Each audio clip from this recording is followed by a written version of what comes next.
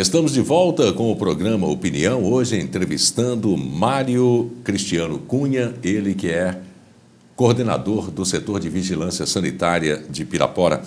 Mário, 2011 foi um ano de muito trabalho para a vigilância sanitária. Quais as ações que você destacaria ao longo do ano passado? Nós tivemos 3 ações que a gente pode dizer a você, Eduardo, e a população toda de Pirapora, que ela foi de suma importância à saúde dos piraporenses. A primeira delas foi a retirada de todos os medicamentos, que a gente chama de medicamentos anuides, que são os medicamentos que são vendidos sem receita médica em bares, restaurantes, rodovias, analgésicos, todos esses medicamentos. Nós retiramos isso do mercado, que foi um trabalho muito exaustivo dos Atendendo fiscais. A uma norma federal da Anvisa? Exatamente. É uma resolução, é lei que só pode vender medicamento, a prescrição de medicamento, ela só é permitida com a presença do farmacêutico. Então, nós tínhamos aqui dentro do nosso município, encontramos medicamentos mal armazenados. Por exemplo, a maioria dos medicamentos, Eduardo, eles têm lá a temperatura em que ele deve ser armazenado, máximo 35 graus. Tem dia que aqui faz 38. Entendeu? Então, os medicamentos eram mal armazenados, medicamentos, comprimidos que eram usados como moeda. Não, você quer levar um comprimido, então dava isso como troco. Outros que estavam avariados, por exemplo, medicamentos que era para servir, para as pessoas usar como dose dupla, eles usavam um comprimido só. Então, assim, era uma série de complicações que tinha dentro do nosso município. Outro trabalho que a gente fez, a gente conseguiu avançar muito, foi com relação a cadastrar, fiscalizar e vistoriar os salões de beleza dentro do nosso município. Nós visitamos todos, 80% deles foram até a vigilância sanitária.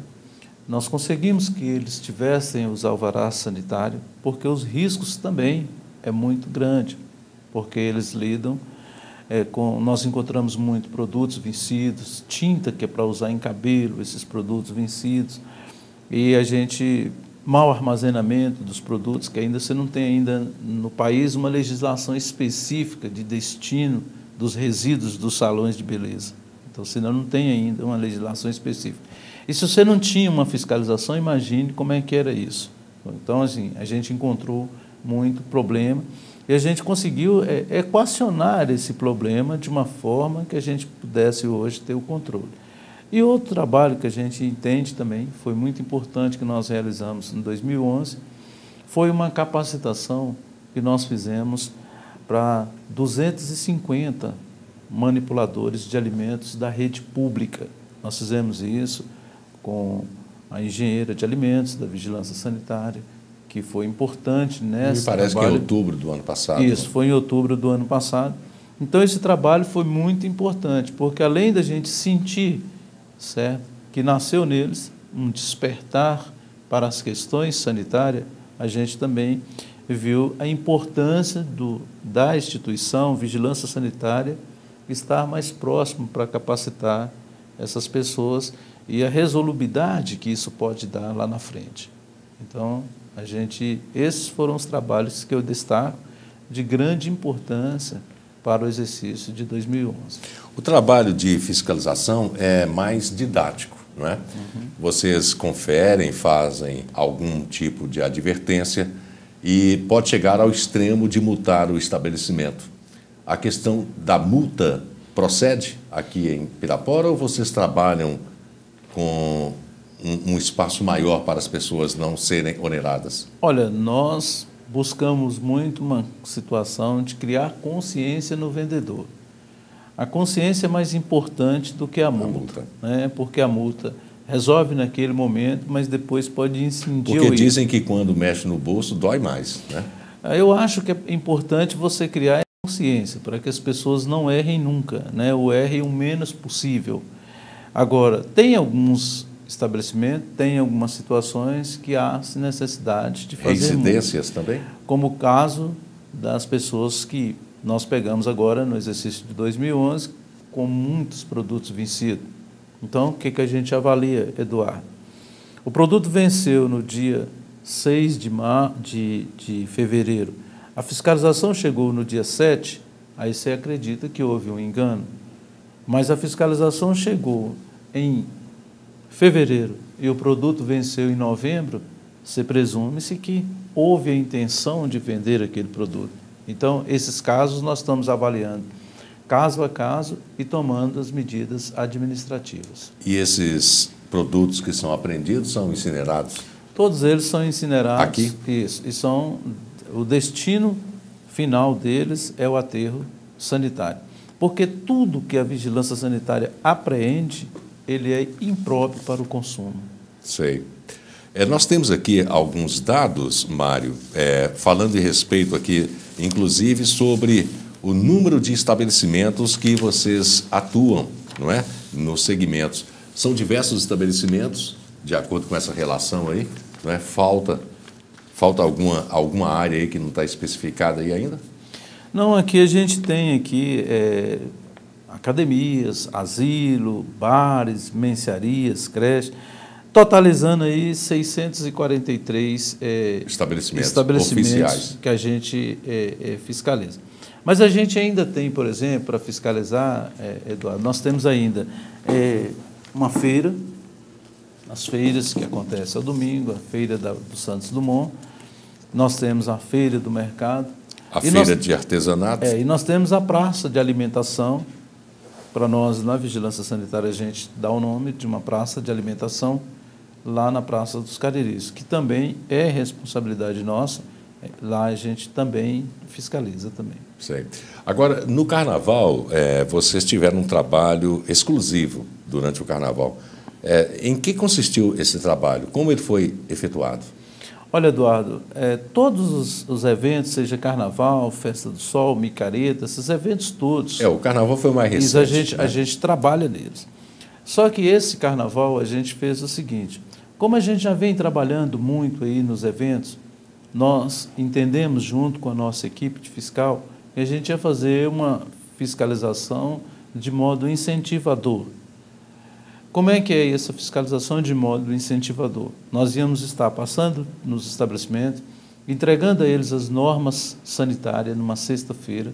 Ao sábado, nós voltamos para fiscalizar, para ver se eles tinham realmente cumprido as normas.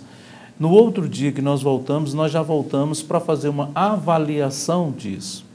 E depois dessa avaliação, nós selecionamos as 10 melhores barracas que tiveram as melhores condições sanitárias. Barracas. Isso. As barracas que vendem alimentos, bebidas, churrasquinho. Então, por exemplo, nós colocamos 10 itens. Esses itens eles são avaliados de 0 a 10. Então, todas essas barracas que nós selecionamos aqui para o Carnaval, elas conseguiram alcançar 97 pontos, acima de 97 pontos. Então, que elas são avaliadas, e aí a gente vai dar as notas, dá 10, dá 5, dá 7. Então, todas essas que a gente avaliou, elas conseguiram acima de 97 pontos. Essa relação aqui está em ordem decrescente ou crescente? Aqui não tem essa ordem? As ordens nós tem.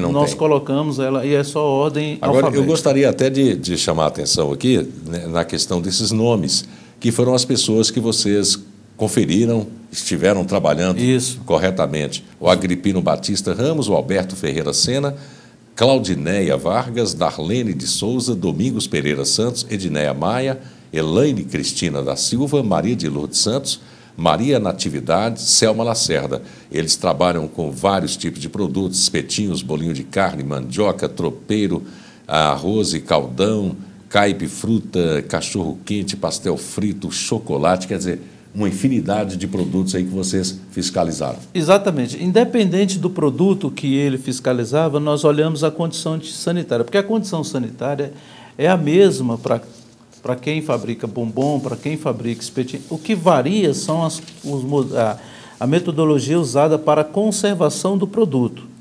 Então, as condições sanitárias tem que ter. Então, nós olhamos muito o barraqueiro que estava com a sua uniforme de cor clara, tranquila, que ela não aparentava sujidade relacionada com os alimentos, o que estava com o sapato fechado, com a cabeça coberta, os que não estavam manipulando alimento na praça e os que estavam com os alimentos em a temperatura de proteção. O descarte de lixo também? Tudo. Se a barraca estava limpa ao seu redor, se ela estava limpa ali dentro. Então, essas pessoas, esses 10 proprietários de estabelecimento, foram os 10 que conseguiram cumprir o maior número de pontos que são exigidos pela vigilância sanitária.